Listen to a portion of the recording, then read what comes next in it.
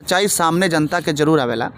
तो सच्चाई दिखावला के परिणाम भइल दिलीप जी कि भोजपुरिया झकोरा बंद हो गई और भोजपुरिया झकोरा बिहार के लॉन्च कैले बनी लेके घर में खाए बैठे तनी तो बात के चिंता करी कि हमरा क्षेत्र के लोग, हमरा क्षेत्र के गरीब, हमरा क्षेत्र के पीड़ित, हमरा क्षेत्र के शोषित खाना भोजपुरिया झकोरा बिहार के अगर उतना ही पसंद करी तो उससे ज़्यादा मेहनत हम करें। जा भोजपुरिया झकोरा बिहार पर आ जाओ तो लोगन सर्च करी, अगर सर्च कैला पर भोजपुरिया झकोरा बिहार आवता, अगर नहीं के आवता के हम भोजपुरिया झकोरा पर लिंक दिले बने, वो लिंक के माध्यम से वो डायरेक्ट लिंक पर दबाएम और सीधे भोजपुरिया झकोरा बिहार पर चल जाएम, जाके लाइक फॉलो करी और हमने की एगो मजबूत बनाता। भोजपुरी में दिलीप जी कविता लिख सकता नहीं, भोजपुरी में फिल्म बन सकता, तो भोजपुरी में पत्रकारिता हो सकता। हमने कहीं कहीं पे इंटरव्यू लेवे तो सब लोग पहुँचे, हिंदी वाला लोग पहुँचे, जब हम भोजपुरी में शुरू करी तो लोग हंसे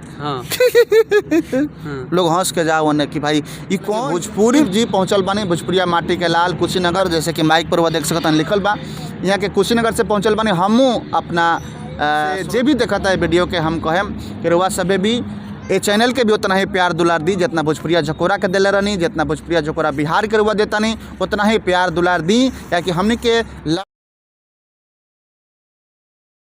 नमस्कार, हम बानी दिलीप दीवाना युवा कवि, रउआ देख रहल बानी भोजपुरिया माटी के लाल कुशीनगर।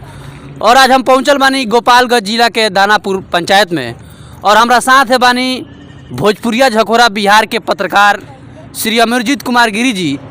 और यहाँ के कुछ दिन पहले जौन भोजपुरिया झकोरा रहा उ चैनल के लगातार यहाँ के सच्चाई देखावे के प्रयास करनी, तो कुछ लोग जलनशील जे लोग बा उ स्ट्राइक लगवा के बंद करा दिहल। तो हम अपना दर्शक बंधु से चाहे कि भोजपुरिया झकोरा बिहार पर जाई और वो सब फॉलो करी और यहाँ के पेज के लाइक करी, यहाँ से तमाम बातचीत हुई। सबसे पहले हमारा चैनल में स्वागत बा गिरी बाबा जी, बहुत बहुत धन्यवाद दिलीप जी। भोजपुरिया माटी के लाल कुशीनगर उत्तर प्रदेश के धरती से रहुआ गोपालगंज के धरती पर पहुँचल बनी राउर अभिनंदन बा, नंदन बा, स्वागत बा राउर।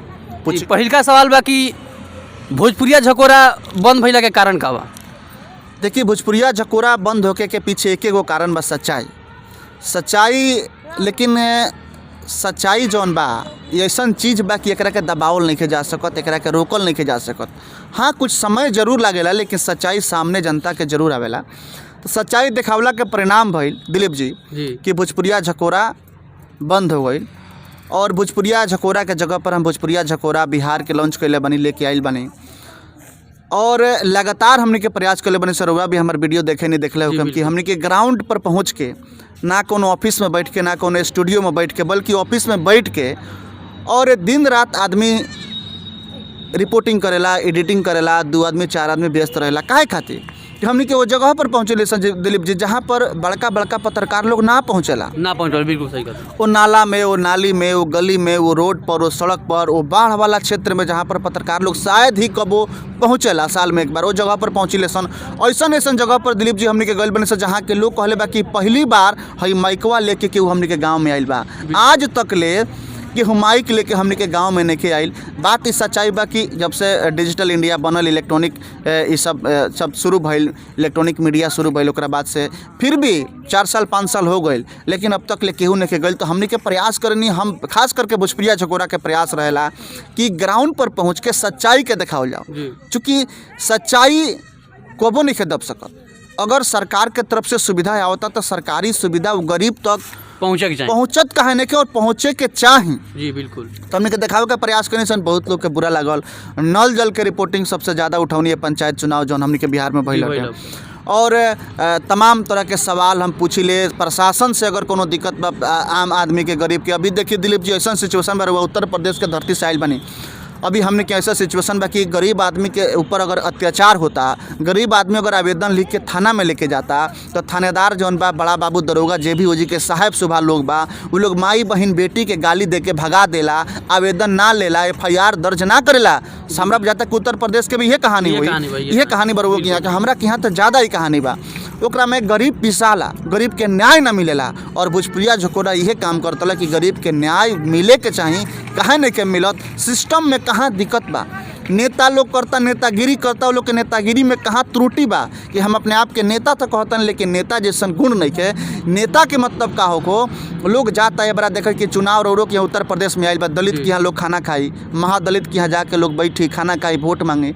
लेकिन हम तो कहतन कि दलित महादलित के यहाँ खाना मत खाई। भोजपुरिया झकोरा के हमेशा ही प्रयास रहल बा कि नेता रौरा बानी तो दलित महादलित के यहाँ खाना खा के साबित काहे करतनी कि हम दलित के हितैषी बानी, महादलित के हितैषी बानी, बड़ा प्रेमी बानी। रौरा जब खाना अपना घर में खाए बैठतानी तो ये बात के चिंता करी कि हमरा क्षेत्र के लोग, हमरा क्षेत्र के गरीब, हमरा क्षेत्र के पीड़ित, हमरा क्षेत्र के शोषित खाना खैले बा कि नहीं खैले। जब खाना रौरा खातनी तो ये बात के चिंता करी कि रौरा क्षेत्र के ऐसा तो नहीं कि कुछ लोग बिना खैले आज रात के सुतता। ये नेता के मतलब है। ये सब हमने के दिखावे का प्रयास करने से कुछ लोग के बुरा लगल, भोजपुरिया झकोरा बंद हो गई। लेकिन फिर से दिलीप जी भोजपुरिया झकोरा बिहार हम लेके आयल बनी। हम तमाम जनता से रहो आग्रह करनी, हम आग्रह करब कि सब लोग भोजपुरिया झकोरा बिहार पर आओ, लाइक करो, पेज के फॉलो करो और हमनी के एगो हिम्मत हौसला दो। हमनी के का औकात बा, भोजपुरिया माटी के लाल कुशीनगर वो चलावतानी, हम भोजपुरिया झकोरा बिहार चलावतानी। तमाम तरह के लोग अपन अपन सोशल मीडिया लेके चलावता, सच्चाई दिखावे का प्रयास करता। हमनी के कुछ औकात नहीं कि हमनी के शक्ति बा, हमनी के अगर हिम्मत के हुआ तो जनता बा, श्रोता बा। तो श्रोता चाहिए तबे न हमनी के हिम्मत बढ़ी। जनता चाहिए तो हमनी के जीरो से हीरो बना सकेला, हीरो बना सकेला। आ तो हमनी के लड़त केकरा खातिर नहीं बनी, हमनी के मरद केकरा जनता खातिर लड़तानी सन, मरतानी सन। हमनी के जान के कौन गारंटी बा कि कब हमनी के का हो जाई, लेकिन जनता खातिर लड़तानी सन, जनता खातिर मरतानी सन, जनता से सवाल पूछतानी सन, जनता के जौन समस्या बा वो नेता तक पहुंचावतानी सन, नेता के बाद जनता तक पहुंचावतानी सन, प्रशासन के बाद जनता तक, जनता के बाद प्रशासन तक, ये हमनी के पहुंचाव के काम करतानी सन। ये जी मीडिया, आज तक, न्यूज़ 18, न्यूज़ 24, 360 ये लोग आके नहीं करत। हमनी के सोशल मीडिया मोटरसाइकिल से, साइकिल से, बस से हमरा पता चला कि रुआ बस से पहुंचल बन गई। जी बिल्कुल। तो रुआ बस से आयल बनी कुशीनगर से चल के गोपालगंज के धरती पर। सबसे पहले तो रउरा के धन्यवाद देम कि सच्चाई दिखावे खातिर रुआ पहुंचल बनी इतना दूर, करीब 40 किलोमीटर दूर तय करके रुआ पहुंचल बनी। जब सुननी की पेज के जब स्ट्राइक मारा देख लो तो हमके बहुत मतलब दुख भइल, इमोशनल हम भइनी।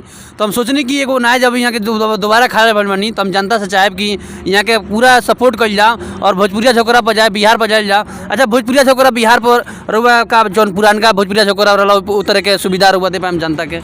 बिल्कुल हम तैयार बनी मेहनत करे खातिर।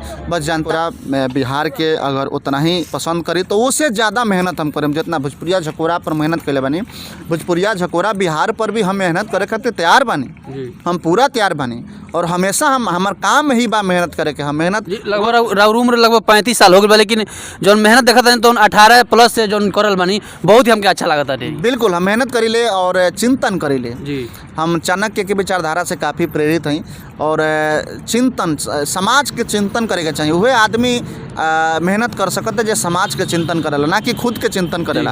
हम चाहती तो दलाली में खूब पैसा कमा लेती, नेता के दलाली करती, थाना के दलाली करती, तमाम तरह के दलाली करके हम पैसा कमा सकत नहीं है। लेकिन हम समाज के चिंतन करी ले। समाज के चिंतन जरूरी बा।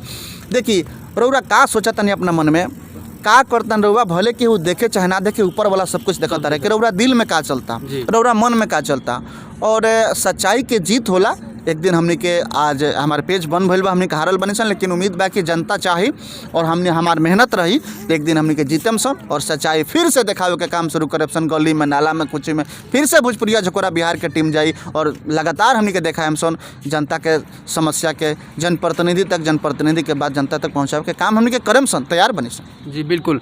और लास्ट में ये सवाल रही गिरी बाबा कि हमारा चैनल के माध्यम से जितना दर्शक राउर भोजपुरिया झकोरा पर रहे हैं वो भोजपुरिया झकोरा पर बिहार पर लिया के का कहे रहुआ? हम कहें कि सब लोग भोजपुरिया झकोरा से अब शिफ्ट कर जाओ, भोजपुरिया झकोरा बिहार पर आ जाओ।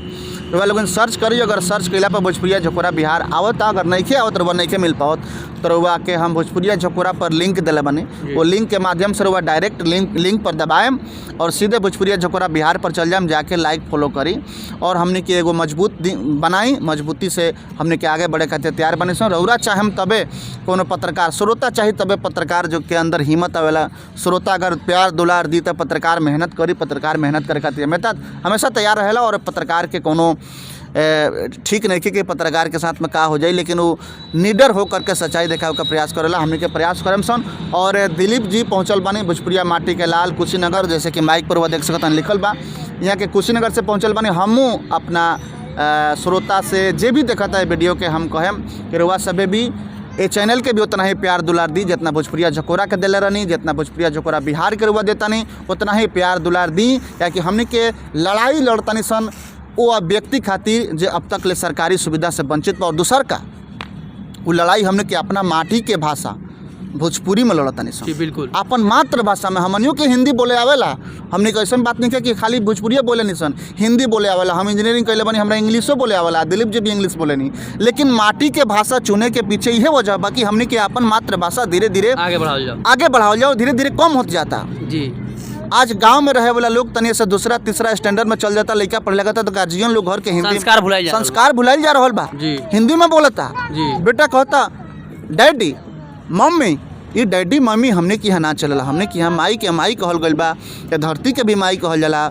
और हमने के पिताजी के दर्जा मिलल बा, भगवान से श्रेष्ठ दर्जा मिलल बा, महतारी के दुर्गा माता कहल गइल बाटे। तो कहीं ना कहीं हमने के संस्कार जौन बा बचल रहे के चाहिए। हो हमने के भोजपुरी के माध्यम से भोजपुरी में पत्रकारिता करके दिखावे और लियावे का प्रयास करता नहीं सन कि भोजपुरी में भी पत्रकारिता हो सकता, या भोजपुरी में गाना बन सकता, भोजपुरी में दिलीप जी कविता लिख सकता, नहीं भोजपुरी में फिल्म बन सकता, तो भोजपुरी में पत्रकारिता हो सकता। इहो हमने के दिखावे के प्रयास कैले बने सन और दिखा के ही मानल बने सन कि भोजपुरी में पत्रकारिता होई, गाना होई, फिल्म होई, कविता के दिलीप जी लिख देम, लेकिन पत्रकारिता ना होई, काहे ना होई, एकदम पत्रकारिता होई। अच्छा बाबा, जब शुरुआत करी, जब मुहिम के लेके चलनी, तो केंगे फीलिंग भइल शुरुआती दौर में? शुरू में तो जाई सन हमने के कहीं कहीं पे इंटरव्यू लेवे तो सब लोग पहुँचे, हिंदी वाला लोग पहुँचे। जब हम भोजपुरी में शुरू करी तो लोग हंसे,